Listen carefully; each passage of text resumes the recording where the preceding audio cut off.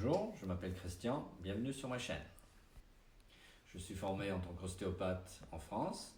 Alors au Canada, on s'appelle Osteopathic Manual Practitioner. Ma clinique se trouve à Ottawa et s'appelle Eurostéo. Je fais des vidéos bien-être qui montrent quelques exercices et quelques conseils que je donne à mes patients au fil de nos séances. Et n'oubliez pas de vous abonner, de sonner la cloche pour avoir des rappels. N'hésitez pas à mettre des commentaires et des suggestions. Et merci pour votre like.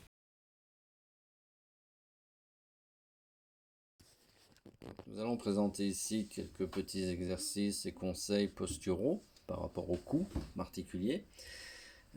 Dans une vidéo précédente sur la posture, on va revenir un petit peu sur des petits exercices qui concernent également le cou, qui sont l'autograndissement qu'on voit ici. La tête va être poussée vers le plafond, ce qui va contracter tous les petits muscles dans le dos, les petits muscles posturaux.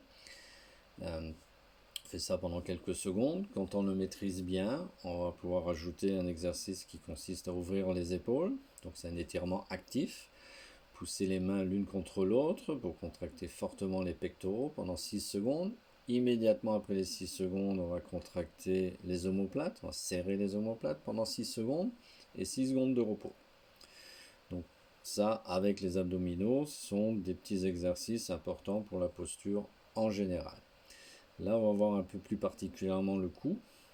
Pourquoi c'était pas dans la première vidéo? Parce que le cou, on ne peut pas généraliser de la même manière. Tout le monde est différent, on fait de l'arthrose dès l'âge de 20 ans, on a des disques dans un plus ou moins bon état, quel que soit l'âge d'ailleurs, selon les activités, selon les sports. Donc on ne peut pas faire quelque chose où on pourrait dire tout le monde va faire la même chose et ça va bien aller. Donc on va s'y intéresser un peu plus spécifiquement. Des choses qu'on peut quand même faire en général, comme par exemple quand on a une sensation d'avoir un peu de sable dans les vertèbres. Avec l'âge, c'est des choses qu'on ressent assez souvent, surtout le matin. On va faire des petits mouvements analytiques d'extension. Ça fait jamais de mal. Donc quand on dit mouvement analytique, c'est que sur le coup, il est quand même bien de considérer des mouvements simples. Donc pencher la tête en avant, en arrière, flexion, extension, voilà comme ici. Mouvement simple. Inclinaison latérale, rotation, voilà, des mouvements analytiques. Si on fait les figures 8, comme on appelle ça, comme ici par exemple, on va légèrement coincer un nerf du côté gauche, on va légèrement étirer l'artère vertébrale du côté droit.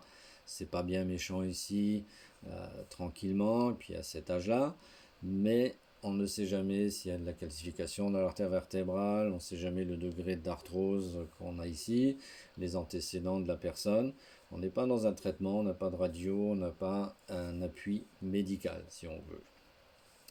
Donc, pas trop jouer avec ces choses-là.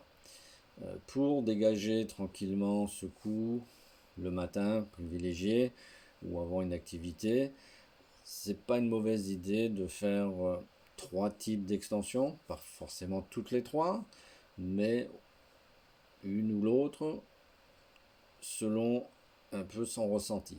Très important d'écouter son corps. Donc ici, on peut commencer avec cette première forme d'extension qui est une translation vers l'arrière. Donc comme si on voulait pousser la boule du crâne en arrière, on la fait glisser sur un plan. Voilà. L'autre chose pour travailler les vertèbres cervicales supérieures va être de faire une inclinaison vers l'arrière, mais simplement en amenant le menton vers le plafond, qu'on va voir ici.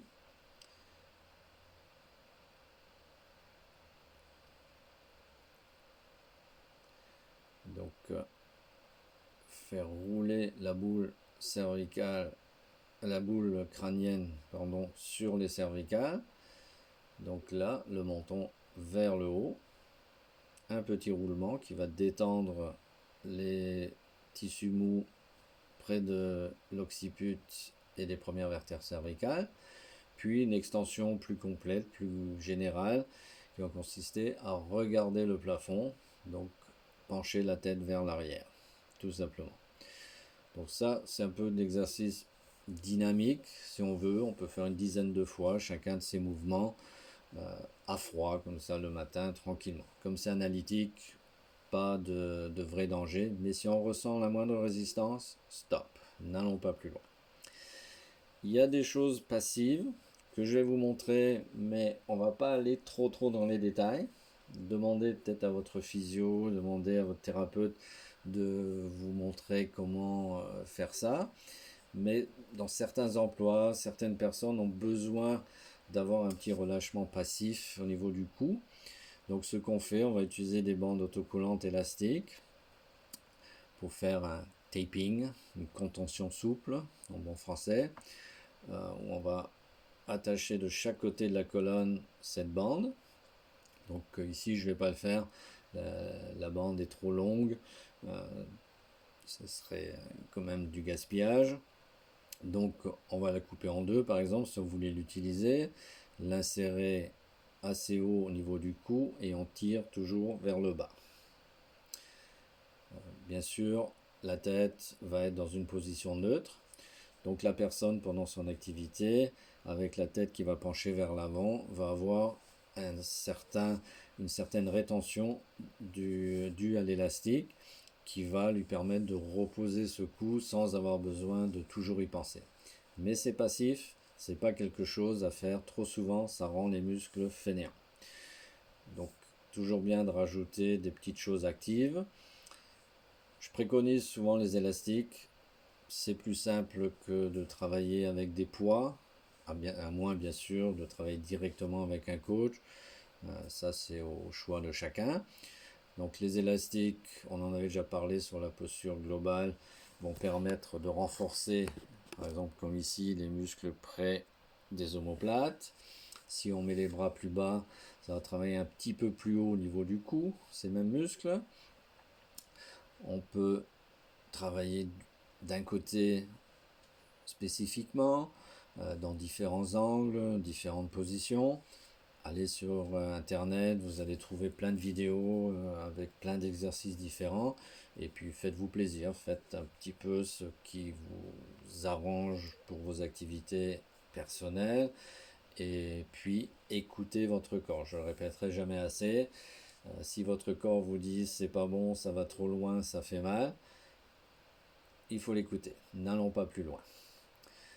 Donc ça sont des choses actives, passives, posturales, qui vont permettre de plus facilement déjà passer cette petite période de confinement, un petit peu de plaisir.